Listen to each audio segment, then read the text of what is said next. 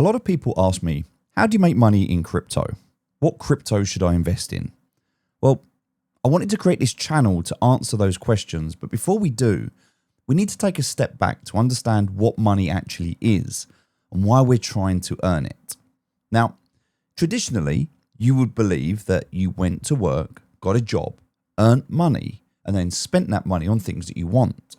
If you earned enough money, you could invest it and use that money to work for you instead of your time. Because you're either going to get time for money or your money is going to earn you money. That was a great system that worked for a long time, but the world's changing. And before we get carried away with looking at this paradigm shift of crypto and these new digital assets, we need to go back and understand the money system and why it needs to change. So if we look initially at money, it was created after a series of bartering because it was more convenient for people to be able to trade paper as a way of saying, this is what I own and I'm giving it to you. People used to do it with gold bullion, but it's not really effective or efficient to be able to move that around. There's a risk of theft. And so for a long time, when you look at money when it was printed, it used to say redeemable against gold. In 1971, Richard Nixon in the USA as the president abolished the gold standard. What that meant is that the US government could now print money because it was no longer backed by gold. They actually made it illegal for people to be able to hold gold bullion, and all of the gold bullion got confiscated and put into Fort Knox, and they even held other countries' gold as well, gold being a precious metal, a rare commodity. And so now you have this paper money that can effectively be printed out of thin air. And we only have to look at the M2 money supply to be able to see how this has actually worked. Now, if you look at 1960 with the M2 money supply, you'll see how much money was created.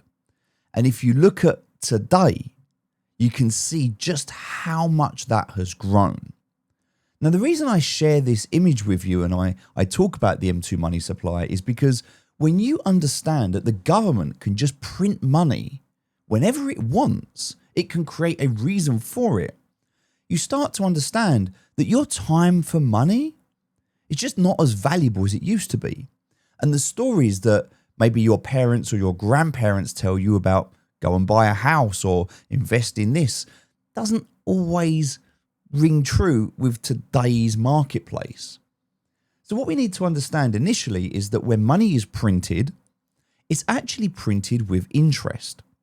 What this means is when a central bank prints money, that money is created as, or it's bought by the government as a loan, and it's printed with interest, meaning that there is more debt in the world than there is money. When you understand that concept, you realize that debt can never be repaid, because in order to repay debt, you would need to print more money, and more money is printed with more interest. Therefore, debt can only be passed from country to country, and we saw that recently with countries like Greece. And when we see countries potentially collapsing, or we see the economy of countries like take Turkey and the Turkish lira compared to something like the British pound or the US dollar, you realize that actually money, the more it's printed, the more supply, even though there's a demand for it, the more what is known as purchasing power, the erosion of the value of that currency due to inflation, quantitative easing, purchasing power. And if you don't believe me, just look at the price of a Freddo or a pack of Space Raider crisps from 20, 30 years ago compared to today. Not only do you have inflation, where you see the value of your money eroding, but we also have shrinkflation, which means that the price of things are going up, but what you actually get for that money is less. So we're being squeezed twice. And as a result, our money buys us less. And I use this example when I used to teach students at university, and I'd explain to them, if you purchased a house for £100,000 and that house 10 years later was worth £200,000, but you did nothing to it. Why is it worth more? And they would say, oh, because the house value's gone up, or it's worth more because more people want it. And actually, the simple answer is that the house price hasn't changed. The value of the house is exactly the same, but the value of the currency that is used to purchase that house has gone down. So the pound is worth less, or the dollar is worth less. And you see that in the M2 money supply. More of it is printed, and therefore it is worth less. You need more of it to buy the same thing. That is why people with money and with wealth, they take that money and they buy assets. Now, the assets don't need to go up in value. They simply just need to retain their value, because in 10 years' time, when the price of money or the value of money goes down, those assets can be sold. And like the house example, you can get more money for it. So it is actually not a good idea to hold money. If you look at inflation and purchasing power, you are losing approximately 15% per year. That means you need an investment strategy that is going to earn you at a minimum to break even 15% per year. And you're not going to get that from any bond, ISA, from any bank account. You need to look at additional sources of investment. And this is why so many people have started moving to crypto. And you might think, well, why don't we just go and buy a house? That's what our parents did. And, it's what their parents did. And it's a system that we're taught and we're told is a solid investment. And for a lot of people, buying a house was a good investment until 2008. And you look at the housing market crash because of what happened with what was known as CDOs, and there was basically a bubble in the housing market where the banks created these opportunities to repackage mortgages and debt in a way that made it more attractive. They diversified the risk, and as a result, the whole market collapsed. We're on the brink of the similar thing happening on a bigger scale right now, and the whole market is being propped up. But what you need to understand is that whilst we rely on that market, we have a duty of care to ourselves, of self-sovereignty, to be able to create and manage our own wealth and not put it in the hands of other people. Well, what is wealth? What is money? At the end of the day, it's just a perception of value. It's what people think something is worth. You could sell something for £1 million, but it's only worth that if someone is willing to buy it.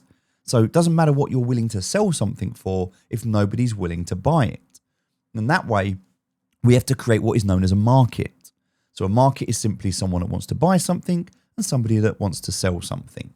And that is no different to currency. We have the Forex market. We have commodities market, securities markets. People buy and sell debt. People buy and sell currency. People buy and sell assets like gold, silver, precious metals. And we've now got what is the cryptocurrency market. And so it is no different. And for a long time, people have been trying to understand, is cryptocurrency, is it a security? Is it a commodity? What type of asset is it? And for a lot of people, there's a lot of confusion and a lot of unknowing around this. And so what I'm hoping to do in this video series is to educate you on everything you need to know around crypto. But again, we have to go back to the beginning to understand money and why crypto is invented and why people are getting involved in it. Because a market, at the end of the day, someone that buys and someone that sells, it's human emotion. Okay, it's fear and greed. That is what drives markets. There's a lot of manipulation. There's a lot of high frequency trading and a lot of algorithms through AI and bots and computer programs. But ultimately, it is based on fear and greed. And so we have to understand that market, because when you understand how that market works, then you don't really need to beat the market. You just need to get a small part of it. Okay, so to get started, we understand money. Money known as fiat currency. And a fiat currency is simply a currency that was created by a government. US dollar, Great British pound, euro, whatever that currency may be. It is created by a government, and the value of that currency is derived by the government, what they say it is worth. Now, that money is printed by a central bank, and that central bank loans that money or creates that money, and the government buys it. And so when that happens, the interest is added onto it. And so now you've got governments that are in debt, that are paying interest payments. And we've seen this recently with Elon Musk and Donald Trump. You know, they've talked a lot about this. And so it's becoming more apparent, but this has been happening for a long time. And now people are just starting to become aware of it. And so people are saying, well, I don't really trust the government anymore. I don't really trust the banks anymore. And I'll give you an example of why people don't trust the banks anymore.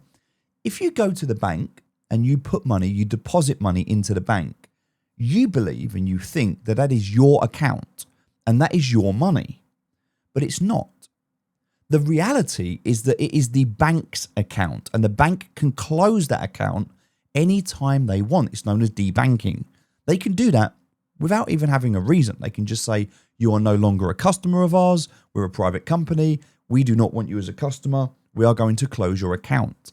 Now, what you need to understand is that governments have regulations to protect consumers, and so banks have to abide by these regulations.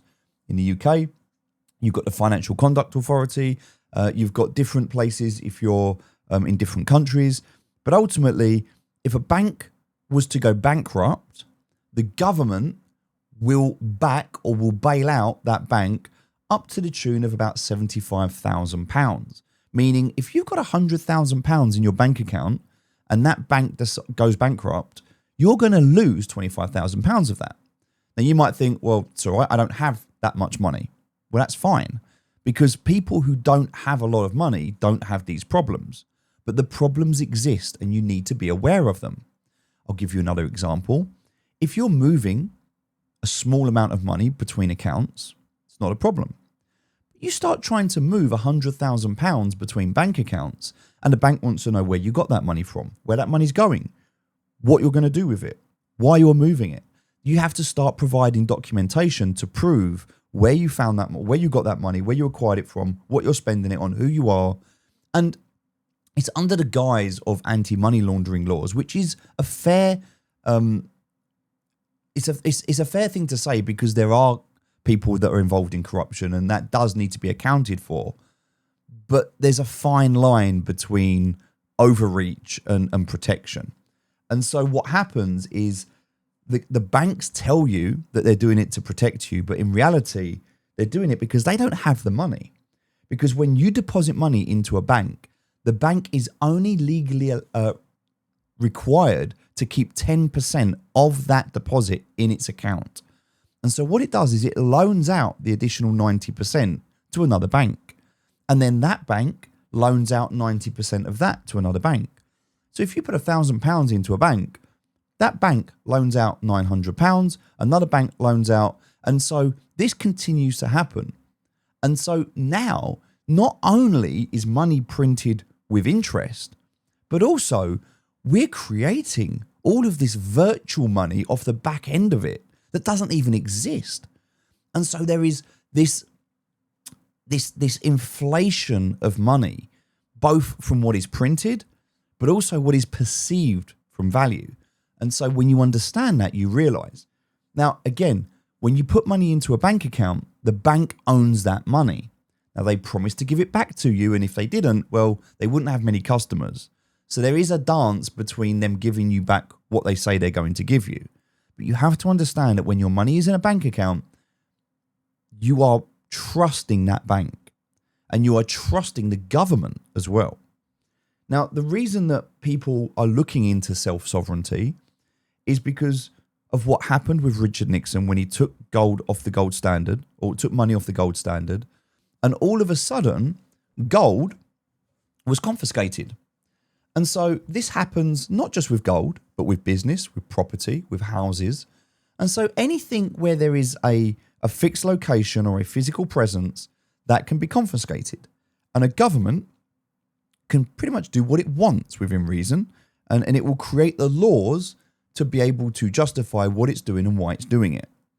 So the only way for you to move away from those laws, and we've seen this where people will use offshore bank accounts, or they'll set up a trust fund, or they'll set up a shell company, and then they'll have money parked in different countries so certain governments can't touch it. We see this happening a lot because of tax. Now, tax isn't a bad thing if it's done effectively and it's done for the right reasons. I don't mind paying tax if it's to better the community that I live in and the country that I belong to. But when that tax is being abused and it's being used to pay salaries and to fund wars and to create campaigns that maybe aren't effective or efficient, then you have to start to question and ask, why am I paying so much tax? Because you pay tax when you earn your money. You also pay tax when you spend your money. You pay tax when you invest. You pay tax when you die. You pay tax on everything all the time, and you pay tax on the same money over and over again. And the purpose of the system is to erode your wealth. It is to take the money from your pocket and to put it in the pocket of those that own the systems. People are starting to realize this now. They're becoming aware of it, and they're saying that's enough. We don't want to do this anymore. We are on the verge of a global banking crisis, similar to what we saw in 2008. If you take high street banks in the UK like Northern Rock or the Lehman Brothers, and you can just Google them to understand what happened, get a bit of history there, you'll realize that any high street bank, any private company is open to not only to fraud, to neglect, to abuse, but also and to corruption, but also to be closed for closure as well. And if that happens, you have to ask yourself, are you protected? Don't just trust the government. Don't just trust that it's going to be okay. You have a duty of care. This is why if you have more than £100,000, you have to have multiple bank accounts. You should never, ever have more than £100,000 in a single account, because if that account closed or that bank went bankrupt, you would only get a payout, as I mentioned, of about $75,000. So with that being said, we now understand. And again, you might be thinking, well, that's all right, I don't have that money. Well, the whole purpose of you wanting to do this is to earn that sort of money, right? You want to get to a point where you can have that sort of money because the money's available, it's there.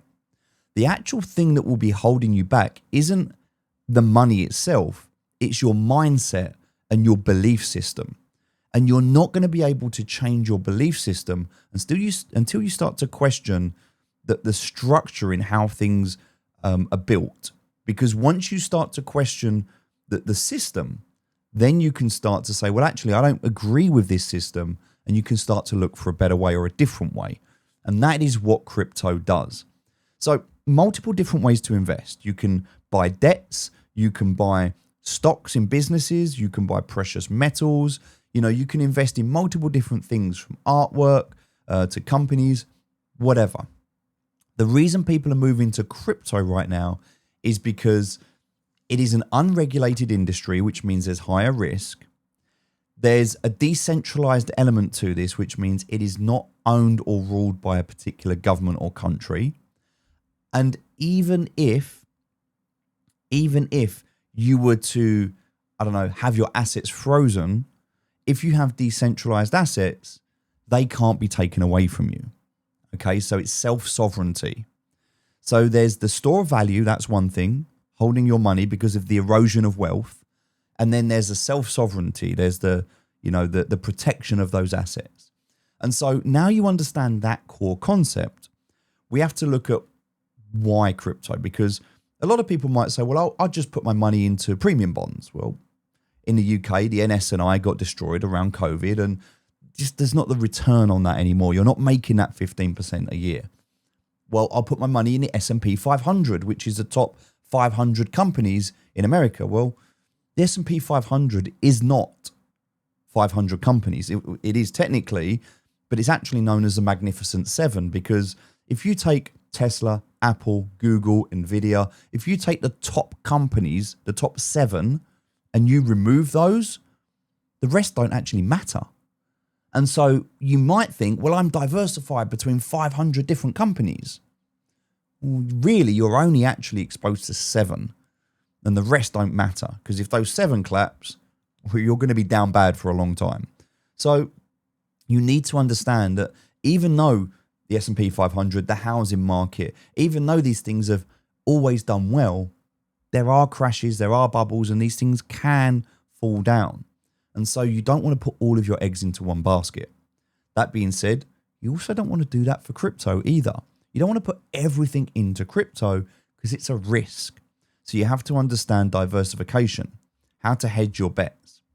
Now, one thing I will say, a lot of people don't understand debt. So I just briefly want to talk about this because we've talked about money and the creation of money, and we've talked about interest and debt. Debt is not a bad word. People assume debt is a bad word because they get into debt, they can't pay off that debt, and then they have things taken away from them because of it, bailiffs, etc. Debt that is used correctly is very powerful. I'll give you an example. Your house, a mortgage is a debt, but you don't look as a mortgage as a bad thing because you've got an asset attached to it. A lot of people that get credit cards, they spend on those credit cards. Oh, I'm just going to go on holiday, or I'm going to buy a new car, or I'm going to go and buy a liability or something that's not going to earn me money. As a result of that, they end up having to repay that. Now you go to work, you earn money, and as a result, you pay off that debt, and you're trapped in that cycle. And if you want to break out of that cycle, you have to look outside that box.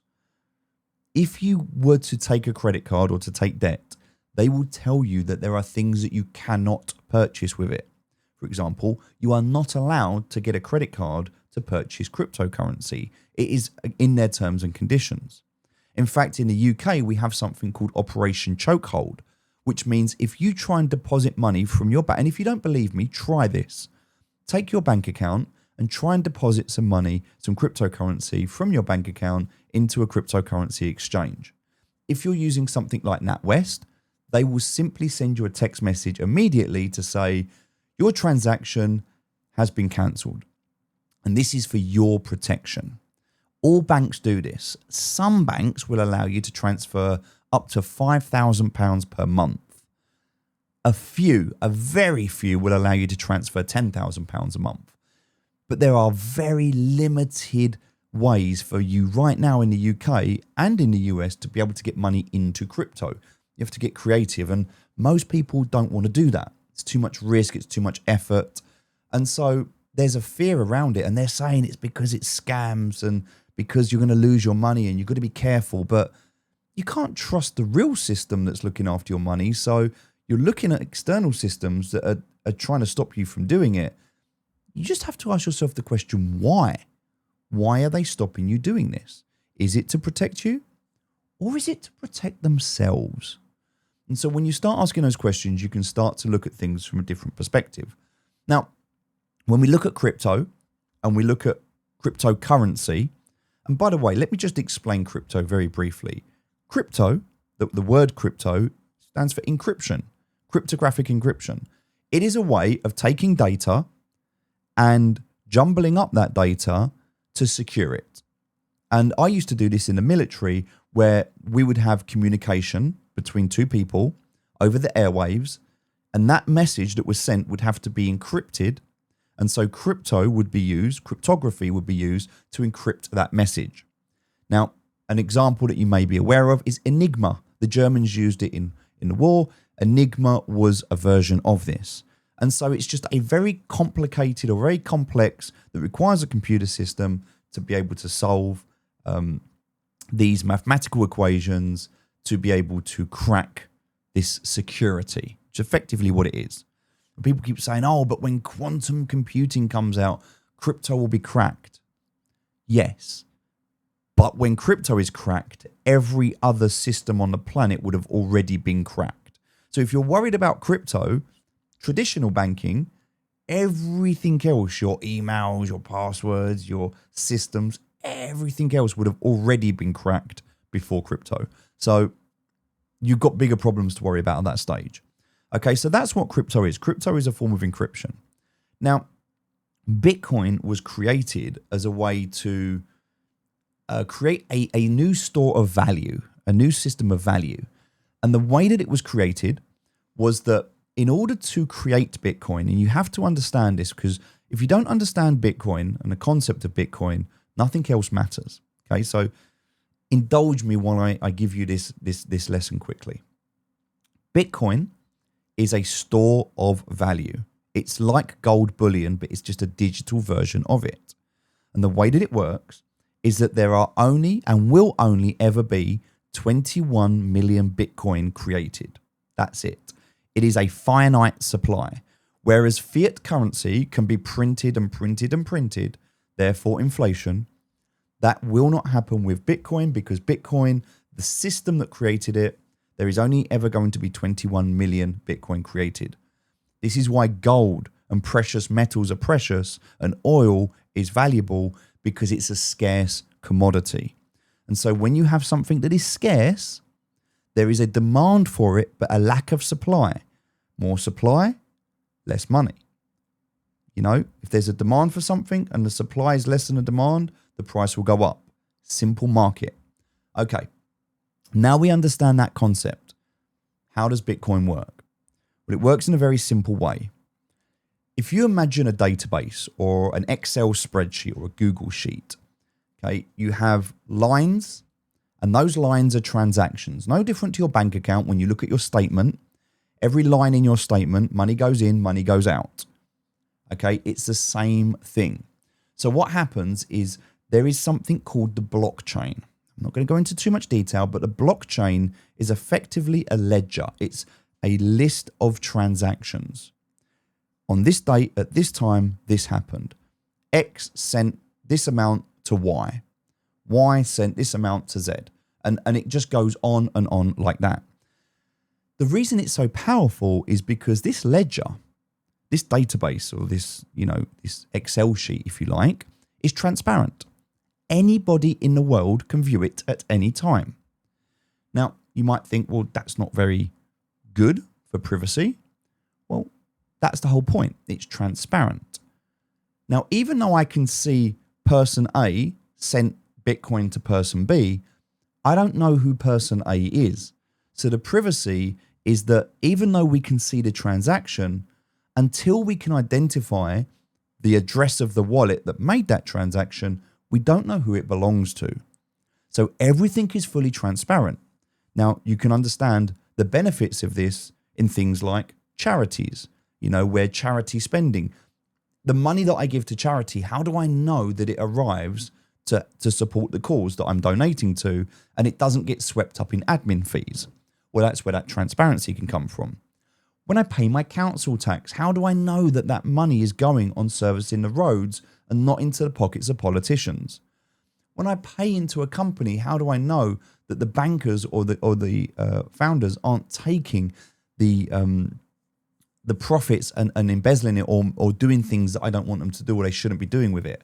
This is where that level of transparency comes from, which is why there was such a demand to be able to move the current very private system into a more open and transparent ledger. So that's one of the benefits of what the blockchain can create. The second is that if there is fraud or if there is a problem, it can be tracked. And this has happened. People have stolen money. That money's been tracked. You can see where it goes. And at some point, when that money is then converted through a centralized exchange into fiat currency, there is something known as KYC, know your customer. So in order to be able to transfer, not always, but in most cases, in order to be able to transfer cryptocurrencies into fiat currencies, you have to verify who you are. And so these, what are known as ramps, on-ramps and off-ramps. An on-ramp is when you take a fiat currency and you put it into the crypto space. That is known as onboarding. And when you off-ramp is when you take it off, you take the money from crypto back into fiat.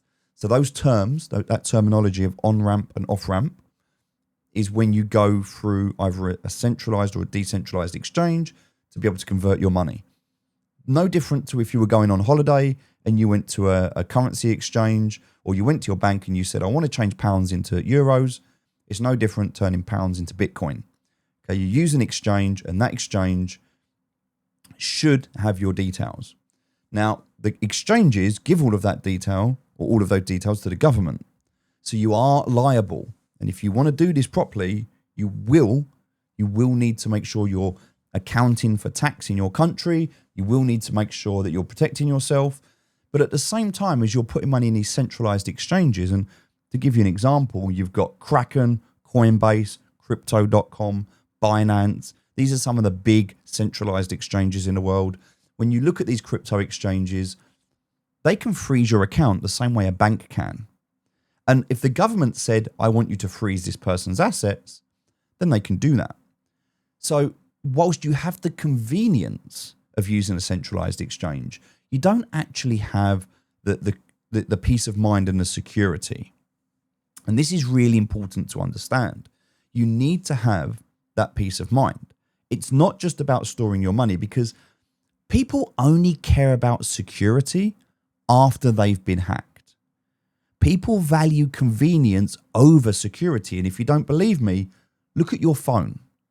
Do you know every single application on your phone? Do you know what the companies are behind the applications? Do you know what they really do with your data? Did you read line for line the terms and conditions? Do you understand every line of code for the program or the app that's installed? No, you don't. You trust. You have an inherent amount of trust that the app store or that the provider is protecting you. And unfortunately, this is where Google is a good example of this. Scammers will use Google Ads to be able to put a scam in front of you because it's cheaper to keep creating new accounts and funding them for the amount of money that they get back out of this, which is why you should never click on a Google ad. You should never click on a sponsored link, because majority of scammers use these as a vehicle to get in front of you very easily.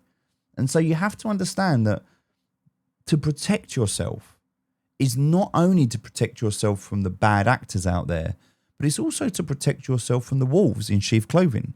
What I mean by that is the people who are bad actors, but pretending to be good. Okay, the people out there that run these organizations, these governments, these companies, they're looking out for their own interest, their own intentions. So you have to protect yourself. And that's where this self-sovereignty comes from. So, okay, so housing market could crash. And also it's just very, very expensive to buy a house these days. Companies, we know there's only 7 that are really up there, and the S&P 500, okay, so maybe not that. And we know we're not making our 15% in bonds and ISAs. And so where do we put our money? What do we do? Well, there's only 2 real places that you should look to put your money these days. The only 2 real places that you're going to get a return on it. One, companies, businesses. Startups are good, but companies are going to give you your best ROI. The yield that you get from a company is going to be better than any savings or investment plan.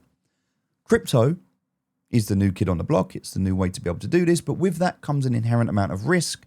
There's a lot of not only scammers, liquidity issues, making mistakes, projects failing, government regulation. There's all of these things that could hurt you, but risk equals reward. And so it's not always the bigger the risk, the bigger reward. But you just have to understand that you're more likely to lose everything in crypto than you are in other areas. And there's nothing to protect you. So you have to do your research. That is why I've spent this last 30 minutes explaining the system to you so you understand it. Because now you've got an awareness so you can move forward with that. So we understand Bitcoin. We understand the concept of what Bitcoin is, okay? It is 21 million digital tokens that are created, and the value in those tokens, how do we create, like, why is Bitcoin worth $110,000 today? Well, you have to understand, how do you create Bitcoin? Bitcoin is created by a computer program. You have to solve a mathematical equation. So let's go back to the start of Bitcoin, the very beginning. 1 + 1 = 2. Congratulations, there's 50 Bitcoin as a reward. You've solved the maths equation. So then the next math equation, 2 + 6. Little bit more difficult, all right? Congratulations, you've solved it. There's 50 Bitcoin. Okay, now this happens every 7 minutes. Now what you need to understand is that when these, what's known as mining Bitcoin, so when you solve a maths equation, it's what is effectively in the industry known as mining. You're mining Bitcoin. So you're getting rewarded with Bitcoin by solving a maths equation. But every time you solve that maths equation, the next one progressively gets harder and harder, to the point today where you can't solve a maths equation as a human being. A few years ago, you could use your home computer to solve this maths equation. You can't do that anymore because it's become so complicated. You need data centers. You need warehouses now full of computers specifically designed just to solve maths equations. And just so you understand, maths equations are solved the most efficiently using the graphics card inside a computer.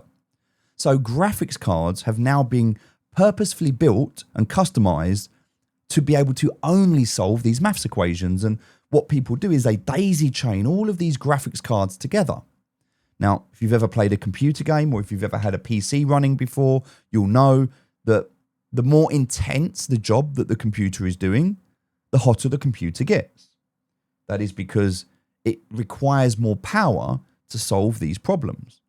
So now what you have is Bitcoin is effectively energy because it consumes a certain amount of electricity to be able to solve this equation. So when you look at the value of Bitcoin and you say, how can I justify the price of Bitcoin? It is justified by how much energy is consumed to be able to mine that problem. Now, another thing that happens within Bitcoin as part of the program that was created is every 4 years, the rewards that you get are halved. At the start, with the Genesis block, when it first was created, 50 Bitcoin was the reward. 4 years later, 25 Bitcoin. Then 4 years later, 12.5 Bitcoin. And so you can see that not only is there a finite supply, but every 4 years, it becomes harder to be able to acquire that. And you're getting less reward. And it's because it's getting harder to solve the equation and you're getting less for it, it creates what is known as a supply shock. If you want an example of a supply shock in real life, just look at toilet paper during COVID. That is an example of a supply shock. And that is happening right now. It's a Bitcoin.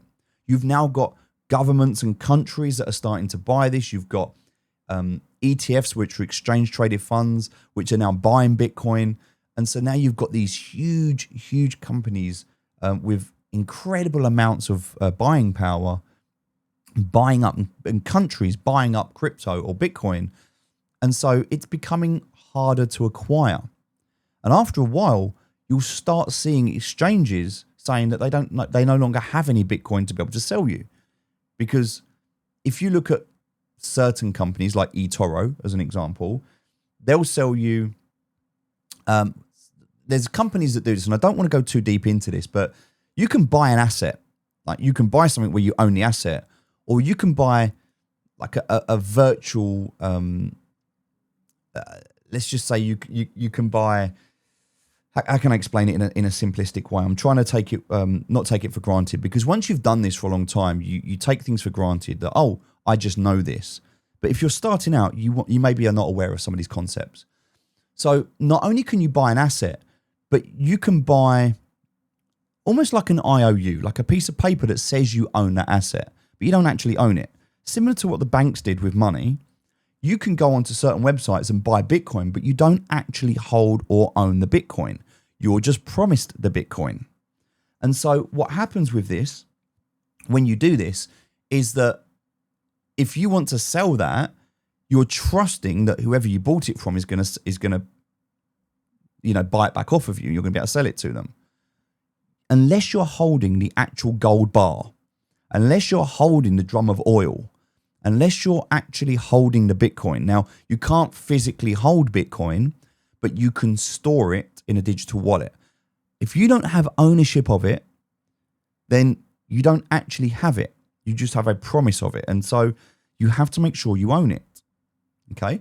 Now, this is the difference between having a centralized exchange or a decentralized exchange. A centralized exchange is like a bank.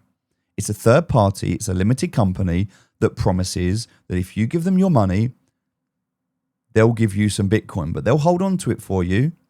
But when you want to sell it, they'll give you your money back at the value of what it's worth. Now, what happens if that centralized exchange collapses? It happened to a company called FTX. At that point, and there's many other companies that have done this, your funds get locked, it goes through insolvency, and you end up getting cents on a dollar, or pennies on the pound. And so that's just another way of you getting screwed, and you have to be aware of that. And so another way to be able to protect yourself is to have decentralized ownership. Now, the problem with that is, one, you need to understand what that is, how it works, how to protect yourself, because it's protecting yourself now from hackers and people trying to steal it from you, and people will. And so you have to have that awareness and that understanding. So there's a trade-off. Also, when you're dealing with centralized exchanges, when you buy and sell, there is something known as spread. The spread, and it's no different if you went to a currency exchange. If you have £1 and you wanted to buy a Bitcoin, and let's just imagine for a moment, Bitcoin is worth £1. Let's keep it very simple, right? So £1 coin, Great British pound, for 1 Bitcoin. Now, if I bought that Bitcoin, I would buy it, but I would actually receive less than 1 Bitcoin because there's a fee, a hidden fee that the exchange will take. It's known as spread. So if I bought it, the actual price of Bitcoin, even though 1 Bitcoin is worth £1, to buy it, it would actually cost me £1.10. All right, so I would get 10% less. Now, when I come to sell it, I can only sell it for 90 pence, but the value of it is £1. That is known as the spread. And you see this if ever you go to a currency exchange. Take a £10 note or $10 to a currency exchange, exchange it for another currency, and exchange it back again, and see how much you've got left in your hand. If you keep doing that over and over again, you'll end up with nothing. And the reason is because they take a hidden fee. It's known as spread. Now, spread is often created via convenience. So if something is simple and easy, it's going to cost you. Crypto.com is a great example of this. You're getting some of the worst exchange rates, but it's just the convenience of being able to download it on the app and just use it. So often, as I said, with security, we value convenience over security. We also value convenience over money. And in fact, we pay for convenience. And so we spend money for convenience. So you need to understand that concept, because a decentralized exchange rate often is going to be better than a centralized exchange rate. In fact, there is arbitrage that you can pay between decentralized and centralized exchanges. Not as much these days.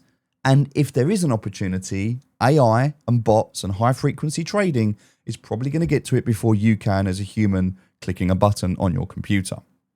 So just be aware that there are systems out there much quicker and faster than you. And so finding opportunities isn't easy. The people that are making the most money in the crypto space at the moment are not the people buying and selling. It's the people making these bots and these scripts and these systems and these programs and these AIs to be able to deal with it on their behalf. And so unless you're a coder and you understand computer language, it's probably not the best market to get into. I wouldn't worry too much about trading to be profitable, although you can. You need to really look at this. If you're looking at it as an investment, you need to look at you're going to buy it and you're going to hold it. So let's just quickly talk about that terminology, investing. To me, an investment is when you put money into something. It could be time or energy, but let's use money as an example. You put money into something, and that money should really stay there for 10 plus years. If you are investing in anything less than 5 to 10 years, it is not an investment, it is a gamble. And we just need to understand what we're doing. There is nothing wrong with gambling as long as you understand the odds. When people go to a casino and they gamble, the house always wins. There is a reason for that. It is weighted against you. You would be stupid to continuously bet in a system that's rigged against you. Crypto is slightly different. Although there are some bad actors, the odds are better, which is why people do it. But it's still a gamble. You're gambling on regulation not coming in. You're gambling on hackers not stealing your money. You're gambling on the government not taking it away from you. You're gambling on the company that you're investing in not going broke. You're gambling on so many different things. You're gambling on the perception of value in the marketplace staying there. There is a lot of gambles. Gambling's not a bad thing. This goes back to what I was talking about with debt. Debt is not a bad thing when it is used correctly. Most people look at debt as a bad thing because they understand when I'm in debt, I owe money. When I owe money, people can take things away from me if I don't pay it. Okay, most people, when they go into debt, they do it because they buy liabilities. They buy things that cost them money but don't make them money. If you were to go and buy a house with the intention to sell that house and you got a mortgage, you wouldn't look at it as a bad debt, even though it is. You're trusting that that value of that house is going to be worth more when you come to sell that house. Okay? Crypto's the same. I would suggest, now, this advice that I'm about to give you, it's not for everybody. I would suggest that the first thing that you do before we go any further is you take a moment and you create a Google Sheet, a spreadsheet. If you don't like computers, pen and paper, doesn't matter. But the idea here is I'm going to set you an activity and I recommend you do this. This is either going to be very easy or very, very difficult, depending on your circumstance, right? And there's no judgment here. Maybe you need to do this with a bottle of whiskey or a bottle of wine, but I do recommend you do it. I want you to create 2 separate tabs or pieces of paper. One of them is called income. One of them is called expense. Now we're going to start with expense.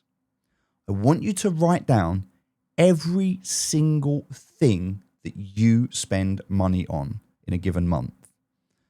Netflix subscription, Spotify subscription, travel, petrol, car tax, rent, gas, electric, child support, whatever it may be, food, whatever you're spending money on, okay, whatever it is. I want you to write down every single thing that you are spending money on, okay, throughout a given month. In the second tab, I want you in income, or on a second piece of paper for income, every single thing that generates you money throughout the month. Now, for some of you, it may be wages, benefits, it may be investments, whatever. At the end of the day, you should have 2 totals, your total expense and your total income. Now, depending on those figures, you've got 2 choices.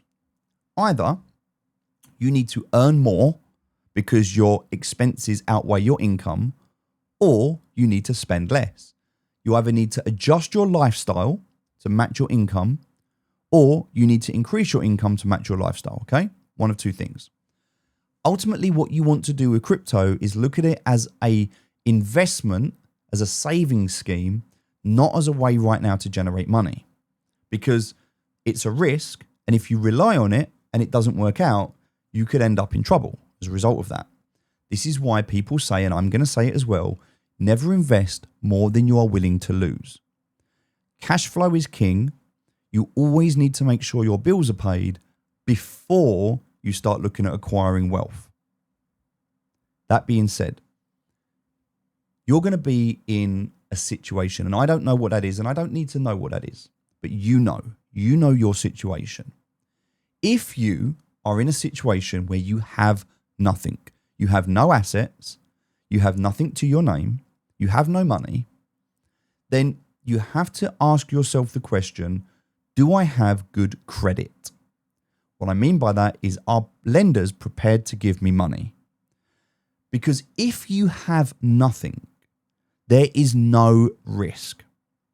And whilst you may not like this advice or it might be controversial, I would risk my credit rating to leverage money to buy assets early, because it's a better way. So what I did at the start was I leveraged things like credit cards and the ability to be able to take money and use that money to buy assets, and those assets would make me money.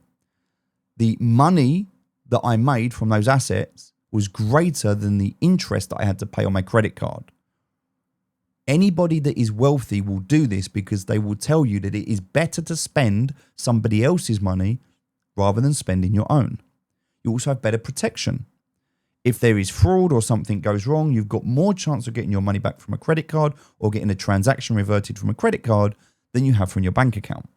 So you should always have a credit card, but make sure you pay it off at the end of every month in full. That way you don't incur any interest. This is going to allow you to build up your credit.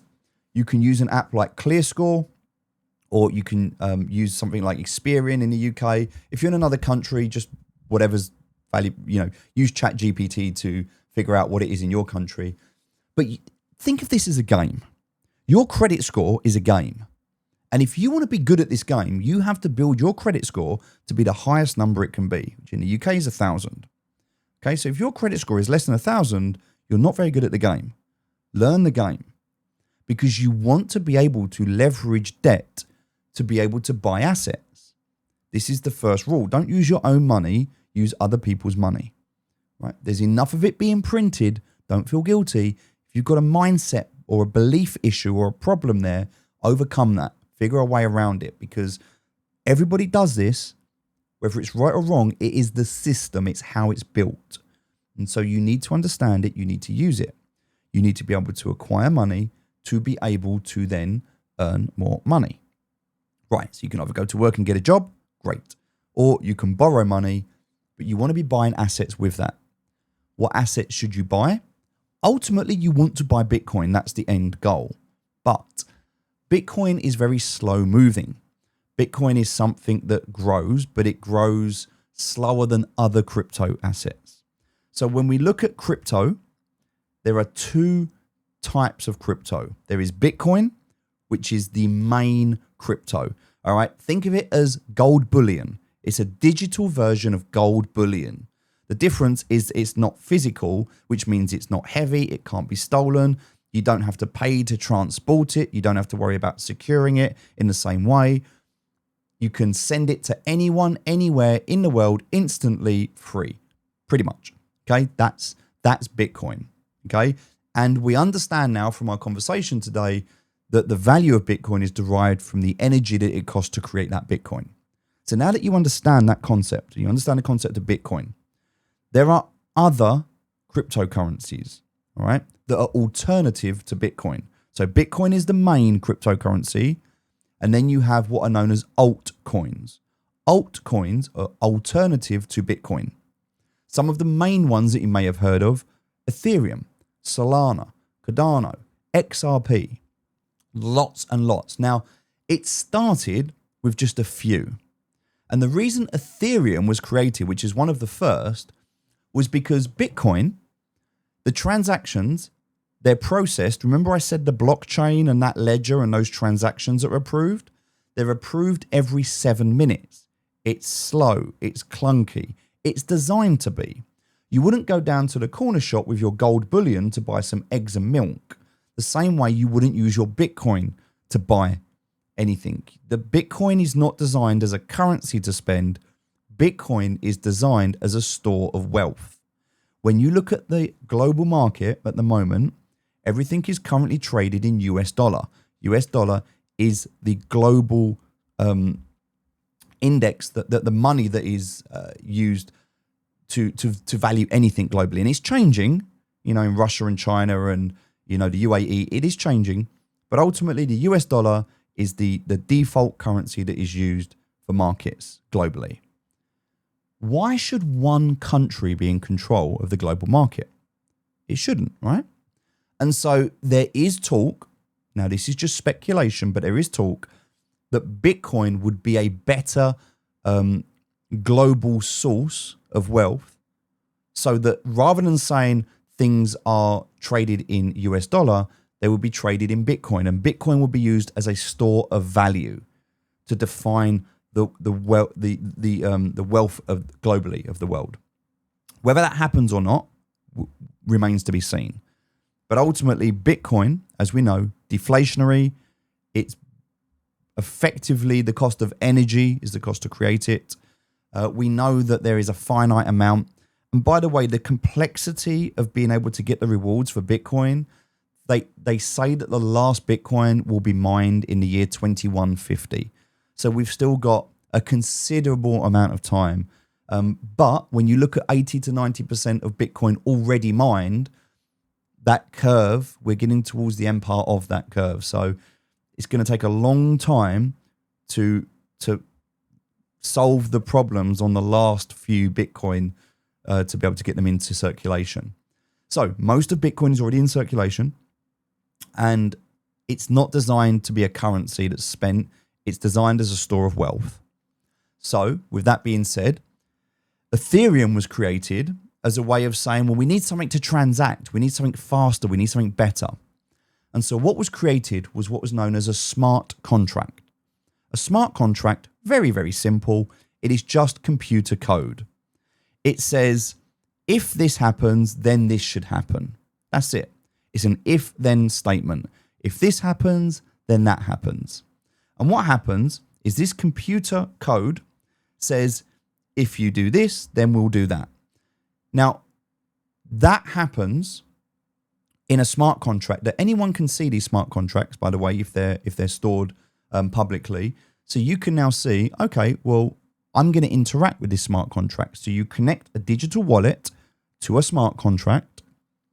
And now you've got all of these very, very complex and incredible applications, programs, computer code that's being built on the blockchain. Okay, so it's revolutionized Bitcoin. It's taken it to the next level. Bitcoin, you can buy and sell it. Very simple. It's simply just a token. That token has a value. The value of that is attached to how much energy it costs to create that. And so no different to a fiat currency of a country. Enough people now believe and have given this value to Bitcoin now and believe in it that it holds its weight. I mean, if you look at it globally, you know, it's the 6th biggest asset in the world. Okay, so you can't ignore it anymore. Other crypto assets, if Bitcoin goes up in value, typically it owns about 50% of the total market share. So if you look at crypto, and by the way, there are millions of tokens now, but if you look at Bitcoin, Bitcoin owns about 50% of the market share. So if Bitcoin goes up 5%, Ethereum typically will go up 10% because Ethereum is more risky, different liquidity. And so this is a rule of thumb. It's not exact, but as a rule of thumb, if Bitcoin goes up 5%, altcoins typically will go up 10%. Same the other way around. If Bitcoin goes down 5%, altcoins typically will go down 10%. Now, again, not exact science. I'm just giving you an overview. So you've got your altcoins, Ethereum, which is just a different network to Bitcoin. Solana is a different network as well. And I'd like you to think of these networks, Solana, Ethereum, Cardano, whatever it is, whatever the network is, think of them like social media sites. You've got Facebook, you've got Twitter, you've got LinkedIn. Do you remember MySpace? Everybody used MySpace before Facebook. And MySpace was great until it wasn't. Well, at the moment, Ethereum is a little bit like MySpace. There's no guarantee it's the token of the future, but it's what people use. It's like the OG. It's what people know. There's some history behind it, so people use it. We don't know what's going to be the next Facebook. We don't know what's going to be the next Snapchat. They're all kind of fighting each other at the moment for market share. And developers bounce from project to project. And in the last crypto cycle, there was another network called Luna. And the Terra Luna network collapsed. And it collapsed overnight. It went from $110, the valuation of one token, to zero, less than 0.00001 it was worth. It went from 110 to zero literally overnight. And so that was one of the biggest crypto assets. It was the 4th largest in the world, and it collapsed overnight. And it shook the market because there were so many, there were tens of thousands of developers, there was hundreds of thousands of members of the community, and it just disappeared. And so it makes you realize how fragile and young this space still is. But by now, you should hopefully have a better understanding. Now, in the next video or in the next podcast, we'll talk about the different types of crypto, meme coins, altcoins, and we'll look at things because when you're investing, like when you're investing in companies, you don't just want to put it all into one place. You want to diversify. You need to make sure you're protecting your allocations and you're setting yourself up for success. and we're going to talk about that. And then in future videos, we'll talk about the how. How do I set up a wallet? How do I secure myself? How do I get my money out? All of that stuff we'll cover in another video. But for today, for this introduction, I feel like we've gone through everything we need to cover. If you have any questions, please leave them in the comments. I will come back and answer them. But otherwise, thank you for listening. I hope this has been useful. This is an introduction to crypto, and we'll have a whole series that will help you get started and hopefully make that journey just a little bit more bearable for you. Thanks for listening. Take care. I'll speak to you soon. Bye-bye.